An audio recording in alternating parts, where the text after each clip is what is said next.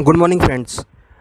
आज हम बात करेंगे पिछले हफ्ते ग्लोबल फाइनेंशियल मार्केट में कैसा मूवमेंट रहा और आने वाले हफ्ते में किस तरह का ट्रेंड रह सकता है, उस पे हम नज़र डालेंगे। अगर हम देखें तो लास्ट वीक हमने काफ़ी वॉलेटाइल सेशन देखा। हमने देखा कि जहां पूरे वर्ल्ड ग्लोबल फाइनेंशियल मार्केट में एक पॉजिटिव मार्केट में बंद होता हुआ दिखाई दिया। डाउ जोन्स हमने करीबन 2.29% की तेज़ी के साथ बंद होते हुए दिखाई दिया और करीबन 26,671 के लेवल पर बंद होता हुआ दिखाई दिया। वहीं अगर हम कैक और डेक्स की बात करें तो यहाँ पर हमने कैक के अंदर भी करीबन 1.99% की तेज़ी आते हुए देखी और डेक्स के अंदर भी अगर देखें तो करीबन 2.26% की तेज़ी डेक्स के अंदर भी बनती हुई दिखाई दी। वहीं अगर हम डोमेस्टिक इंडेक्सेस की बात करें तो सेंसेक्स के अंदर हमने करीबन 1.16% की तेज़ी आते हुए देखी और करीबन 37,020 के आसपास सेंसेक्स भी बंद होते हुए दिखाई दिया। वहीं अगर हम निफ्टी की बात करें तो निफ्टी के अंदर भी करीबन 1.29% के तेज गेंस आते हुए देखे और सेंसेक्स 10,905 के स्तर पर बंद होता हुआ दिखाई दिया। वहीं अगर हम करेंसी की बात करें तो यहाँ पर हमने देखा कि जो USD INR है वहाँ पर हमने 0.37% के गेंस आते हुए देखे और रुपया यहाँ पर मजबूत होकर करीबन 74.95 के स्तर पर बंद होता हुआ दिखाई दिया। वहीं अगर हम डॉलर इंडेक्स की बात करें तो डॉलर इंडेक्स के अंदर भी 0.75 की गिरावट हमने आते हुए देखी और करीबन 95.70 के स्तर के आसपास US डॉलर बंद होता हुआ दिखाई दिया। US डॉलर में हमने 0.075 की गिरावट यहाँ पर आते हुए देखी। तो कहीं ना कहीं अगर देखें तो पूरे ही ग्लोबल इंडेक्स के अंदर हमने गेंस बनते हुए देखे।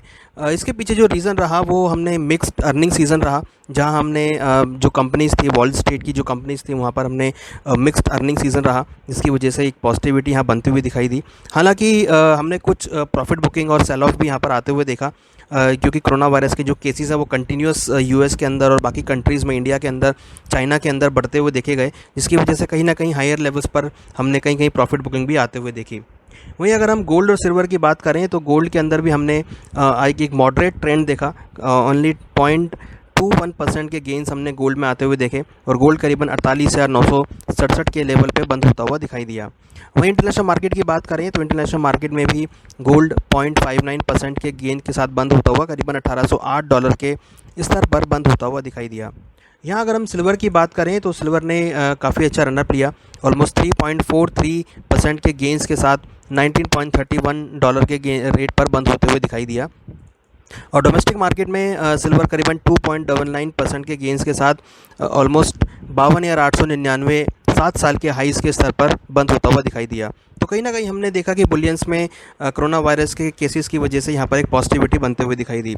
वहीं अगर हम गोल्ड ETF की बात करें तो इस बार गोल्ड ETF में काफ़ी अच्छा गेन देखने को मिला और ऑलमोस्ट 3621 टन के स्तर पर गोल्ड ETF आता हुआ दिखाई दिया, जो कि एक काफ़ी लाइफ टाइम स्तर है। तो 3621 टन का जो एक लेवल है वो काफ़ी इंपॉर्टेंट रहेगा। यहाँ पर हमने लाइफ टाइम जो होल्डिंग्स है गोल्ड ETF की वो यहाँ पर बनती हुई देखी और एक्सपेक्टेड है कि जिस तरह कोरोना वायरस के केसेस बन रहे हैं तो सेव एंड डिमांड यहाँ पर गोल्ड में और बढ़ सकती है और गोल्ड में ETF इलेक्ट्रॉनिक मोड में गोल्ड ETF की जो डिमांड है वो यहाँ पर बढ़ती हुई देखी जा सकती है। वहीं अगर हम बेस मेटल की बात करें तो यहाँ पर बेस मेटल में भी हमने काफ़ी अच्छा रनअप आते हुए देखा। बेस मेटल में अगर हम देखें तो कॉपर में करीबन 1.24% के गेंस आते हुए देखे और करीबन 500 के स्तर के आसपास कॉपर यहाँ बंद होता हुआ दिखाई दिया। वहीं अगर हम जिंक की बात करें तो जिंक में भी ऑलमोस्ट 1% के गेंस आते हुए देखे और 173.40 के स्तर पर जिंक भी बंद होता हुआ दिखाई दिया।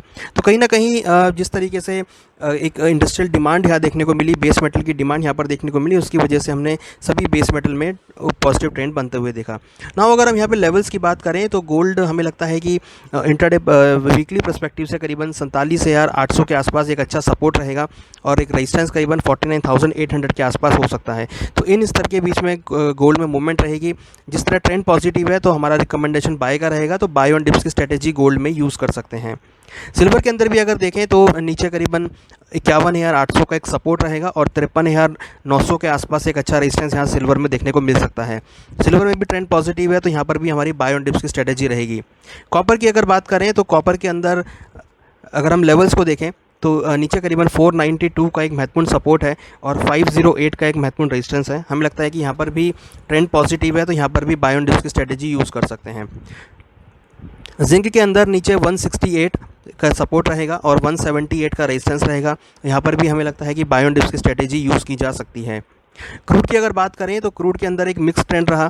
क्रूड ऑलमोस्ट फ्लैट नोट पर बंद होता हुआ दिखाई दिया और करीबन 3073 के रेट पर अगस्त वायदे में क्लोजिंग देखने को मिली।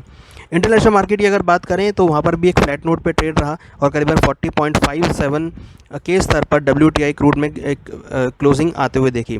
एक रेंज बाउंड मूवमेंट हमने क्रूड में आते हुए देखी है। हालांकि ट्रेंड पॉजिटिव है, तो यहाँ पर एक्सपेक्टेड है कि भाव अगर नीचे आते हैं तो खरीदारी करके चलना चाहिए। यहाँ अगर हम देखें तो नीचे करीबन 2950 का एक महत्वपूर्ण सपोर्ट रहेगा और 3200 के आसपास एक रेजिस्टेंस रह सकता है। तो ट्रेंड इसका भी पॉजिटिव है, तो बाय एंड डिप की स्ट्रेटेजी क्रूड में यूज़ की जा सकती है। और अगर हम ग्लोबल इंडाइसेस की बात करें तो आगे जो अर्निंग सीज़न है वो थोड़ा पॉजिटिव रहेगा। एक मिक्स अर्निंग सीज़न पॉजिटिविटी के साथ रहेगा, तो पॉजिटिव बायस रहेगा। तो यहाँ पर भी हम एक्सपेक्टेड है कि ग्लोबल इंडाइसेस में भी एक जो ट्रेंड रहेगा वो यहाँ पर पॉजिटिव हो सकता है।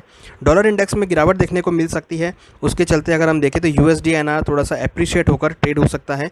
USD/INR के लिए जो महत्वपूर्ण सपोर्ट है करीबन 74.70 रहेगा और रेजिस्टेंस करीबन 75.50 का हो सकता है।